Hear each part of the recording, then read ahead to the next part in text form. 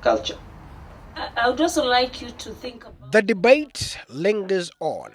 The discourse surrounding the question of whether Miraa is a drug or not seems to have been brought from obscurity in search of certitude. Then Mheshimiwa Jagagwa. As the Parliamentary Select Committee on CAT or Miraa today received reports from, among others, the Ministry of Education. Tell us whether Miraa can also be classified as a cash crop, so that now it comes as under the scheduled crops in the Crops Act. We commit ourselves. One is to do research ourselves as a ministry, that we are mandated to do that. Research that the ministry says has shown that Miraa has no effects on early education, quite to the contrary. In fact, according to the ministry, Igembe North, for example, showed an increase in school enrollment from 6,749 in 2012 to 7,800 in 2013, and in Igembe South, the number of secondary schools increased from 22 in 2012 to 35 in 2013 through community efforts largely anchored on Miraa. However, even in research circles, there seems to be varying opinions, as a UNESCO report shows that in Embu County there is a rise in school dropout cases, mainly because of the children's involvement in the Miraa business, confirming, as it were, the experience by some schools on the ground that Miraa partially contributes to poor performance of students. The reason why we might have focused on county, Meru County essentially, and the counties around that area is we are looking at it is the critical area. And even as the ministry termed as unsubstantiated claims that Miraa has led to dropouts in schools and holds that the ban by the United Kingdom government was made despite findings from government officials that there was insufficient evidence that Miraa is harmful.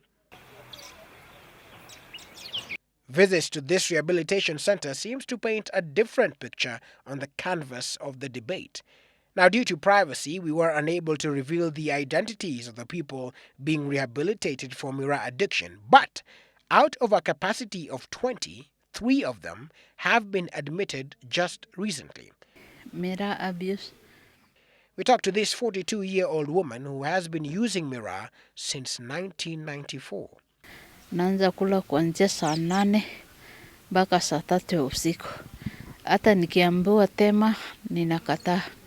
Natamani bado nikule tu mpaka usiku kabisa. But soon she was biting more than she could chew as Miraa addiction began to take its toll. Na Miraa iko steam yake. Hata saa zingine kukula unajisikia kwenda na mwanaume. And this desire provoked in her violent tendencies as well. Hakuna wakati ninakaa raha ama ninasikia mwili yangu raha, ni vita kila siku, kuumizwa, alafu napelekwa hospitali, unaenda kulala huko. Dr. Njangi Kumantha is a consultant psychiatrist and the founder of the Brightside Rehabilitation Center and holds the opinion that Miraa is indeed a drug. We have another drug which is regarded as a socially accepted drug, that is Miraa.